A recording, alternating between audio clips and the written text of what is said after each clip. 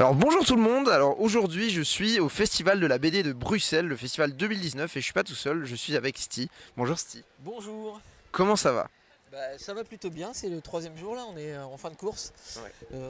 On est fatigué mais on est content d'avoir vu tout ce monde dans un cadre vraiment super chouette pour un salon de la BD. Ça fait combien de temps que tu viens exactement au Festival de la BD à Bruxelles? Je dirais que je les ai tous faits à part le premier. Ah ouais? Donc ça doit faire au moins 6-7 fois que je le fais. Et ça s'est toujours bien passé et ça fait partie de mes demandes tous les ans de venir ici. Est-ce que tu peux un petit peu nous raconter un petit peu ton parcours, comment t'es venu, la passion pour la BD, qui t'a inspiré, etc. et les séries que t'as fait aussi? Alors j'ai un parcours un peu atypique parce que moi j'ai fait une reconversion professionnelle, j'étais informaticien, moi j'étais programmeur. Mais la BD c'était mon rêve de gosse. J'en lisais depuis que je suis tout petit et en 2006 j'ai ouvert à l'époque des blogs BD, j'ai ouvert un blog BD en me disant allez je me relance, je fais ça pour le fun et puis on verra bien. Et puis ça a pris un peu d'ampleur et quand j'ai eu assez de matériel j'ai contacté les éditions Paquet notamment et ils ont accepté de publier mon premier projet. C'était un truc de dingue qui m'est arrivé, je m'attendais pas du tout à ça. Ok. Et un petit peu à la fois, j'ai fini par arrêter mon métier d'informaticien pour me consacrer à la BD depuis maintenant 10 ans. D'accord. Voilà. Et donc les séries sur lesquelles je bosse actuellement, c'est notamment Les Profs depuis 2 ans. Ouais. J'ai aussi repris les Foot Maniacs, c'est pour ça que je porte un magnifique maillot de Maillot de la l'équipe Belgique. nationale belge. Yes. Et puis je fais aussi une série sur la course à pied qui s'appelle Les Runners, une série sur les vieux qui s'appelle Les Seniors. Et puis voilà, je prépare pour l'année prochaine une nouveauté qui s'appellera Famille recomposée, puisque moi D'accord. j'ai divorcé il y a quelques années. D'accord. Et c'est un sujet qui me tient à cœur, et donc je fais une BD d'humour sur les familles recomposées. D'accord. Toujours de l'humour quoi. Oui, j'ai toujours fait que ça. Il y a des gens qui sont forts pour écrire des histoires d'aventure, Ouais. moi c'est plutôt de faire des gags. Et donc je me consacre à ça parce qu'en plus c'est ce qui me plaît dans la BD, donc autant faire ce que j'aime quoi. Il y a jamais un moment où tu t'es dit tiens pour une fois j'aimerais peut-être changer un petit peu, genre sortir de ma zone de confort pour essayer de faire autre chose ou pas? Alors ça viendra sûrement, notamment chez Bamboo il y a un nouveau label qui s'appelle Draco, dont le premier album est en avant-première ici cette année, c'est un tout nouveau label, il y a un album pour l'instant qui est piloté par Arleston, qui fait l'Enfeust, et pour qui j'aimerais bien écrire une histoire de fantasy un peu humoristique, mais une histoire complète, là pas du gag en une planche. Voilà. Ok. Mais il faut que je trouve le temps, c'est ça qui est plus dur à trouver. Ouais, je me doute. Et puis aussi l'inspiration pour tout l'univers, etc. Sauf si tu l'as déjà peut-être. Mais en gros, oui, parce que moi je suis un grand fan de Terry Pratchett et du Disque Monde. Ce sera un truc un peu dans ce genre-là, un peu barré. Voilà. J'ai déjà planché pas mal sur les personnages et tout. Maintenant, il faut que je trouve du temps pour l'écriture complète du storyboard, etc. avant de me lancer.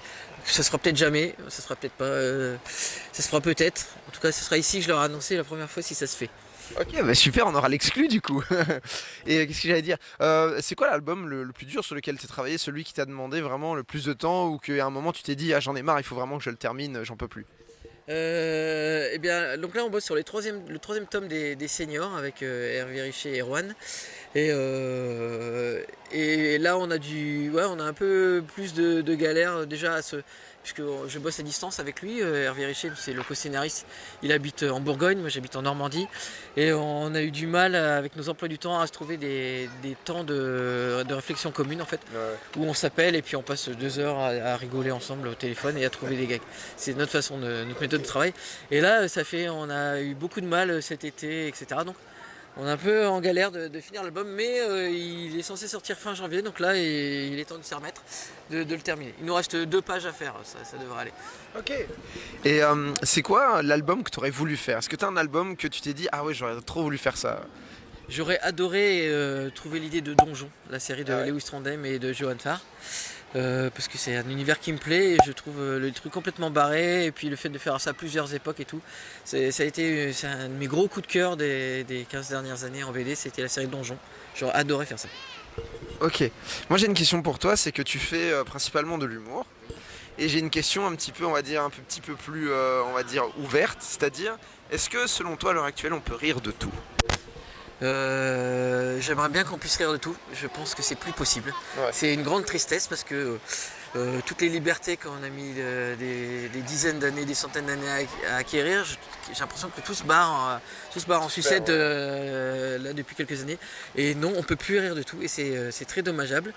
et le politiquement correct me casse de plus en plus les pieds. Donc j'espère que les gens vont se rendre compte que c'est pas parce qu'on fait des blagues sur eux que c'est forcément méchant et voilà. Donc moi j'aimerais bien pouvoir, j'espère un retour du politiquement incorrect d'ici pas longtemps. D'accord. On va dire que l'autodérision c'est aussi très important. Voilà. Je suis le premier à rire de moi-même et à me moquer des chauves et des Français. Voilà. Ah mais c'est parfait ça donc. Est-ce que tu as des projets que tu aimerais teaser entre guillemets, outre ton histoire de fantasy? Et bien donc j'ai ce projet de famille recomposée qui en fait va raconter ma vie privée. Le héros c'est moi avec Tu te ma mets à nouvelle. nu, quoi. Ouais, je me mets à nu. Alors après c'est toujours un peu romancé pour être plus rigolo, mais c'est basé sur les anecdotes de moi, ma compagne et nos deux enfants chacun, donc 4 enfants, et d'essayer de positiver un peu le fait que les familles recomposées c'est pas que des galères, ça peut être aussi très sympa et très marrant. Et voilà, et essayer de dire que les enfants qui ont subi des divorces, puis aussi trouver des trucs sympas là-dedans. D'accord. Voilà. Donc ça, ce sera pour le premier trimestre de l'année prochaine. Ok, super.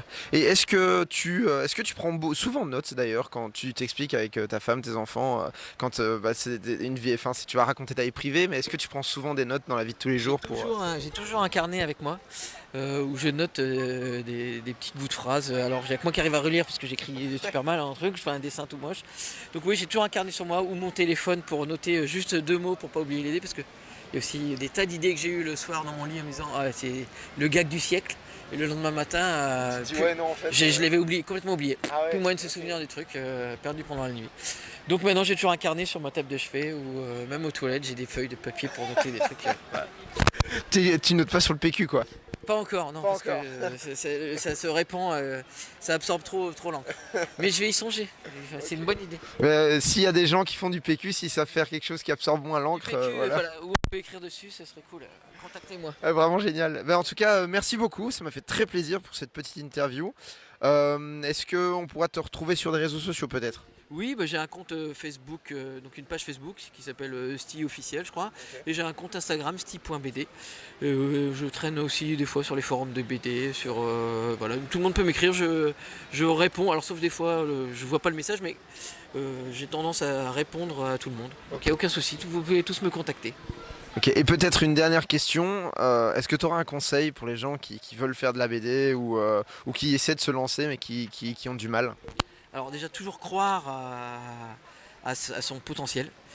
La BD c'est pas qu'une affaire de talent, c'est aussi une affaire de moment. Donc vous pouvez être super bon et que ça marche pas, mais il faut pas lâcher parce qu'il y a un moment où vous pouvez avoir un coup de bol, rencontrer la bonne personne au bon moment et ça peut se retourner dans le bon sens. Donc voilà, il faut y croire et puis toujours s'entraîner tous les jours et tous les jours et tous les jours. C'est comme ça que ça fonctionne. Merci.